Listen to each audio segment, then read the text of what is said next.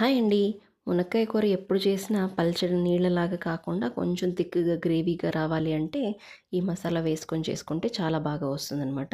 First అయితే ఒక pan పెట్టేసి కొంచెం 2 ఇంచుల దాల్చిన చెక్క, ఒక 3 లవంగాలు, 3 ఇలాచీ వేసేసుకొని కొన్ని మెలాన్ సీడ్స్ వేసుకోవాలి. లేదు అంటే వీటి ప్లేస్‌లో పల్లీలు కూడా వేసుకోవచ్చు. ఇవన్నీ వేసుకొని ఫ్రై అయిపోయిన తర్వాత కొంచెం ధనియాలు, జీలకర్ర కూడా వేసేసుకొని బాగా ఫ్రై చేసుకొని వీటిని చల్లారనిచ్చేసి మిక్సీ చేసేసుకోవాలి. మళ్ళీ అదే ప్యాన్‌లోకి కొంచెం ఆయిల్ వేసేసుకొని ఉల్లిపాయ, పచ్చిమిర్చి వేసేసుకున్న తర్వాత అల్లం వెల్లుల్లి పేస్ట్ కూడా వేసుకోవాలి. అలాగే టొమాటో ప్యూరీ వేసేసుకొని ఉప్పు, కారము, పసుపు మన టేస్ట్‌కి తగ్గట్టుగా యాడ్ చేసుకోవాలి. తర్వాత నీట్‌గా కడిగేసుకొని కట్ చేసి పెట్టుకున్న లేత మునక్కాయలను కూడా యాడ్ చేసేసుకొని కొంచెం మగ్గిన తర్వాత చింతపండు రసం వేసేసుకోవాలి. కొంచెం వాటర్ వేసుకొని దగ్గరగా ఉడకనిచ్చుకోవాలి.